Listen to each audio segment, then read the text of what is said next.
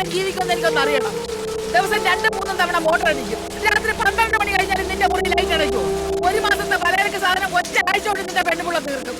ഇങ്ങനെ മുടിക്കാനാണെങ്കിൽ ഇവിടെ പറ്റത്തില്ല. ഇപ്പൊ ഇറങ്ങിക്കൊള്ളാൻ രണ്ടെണ്ണു. ഓ അത് ശരി. അപ്പൊ അതിനായിരുന്നല്ലേ ഈ അംഗം മുഴുവൻ.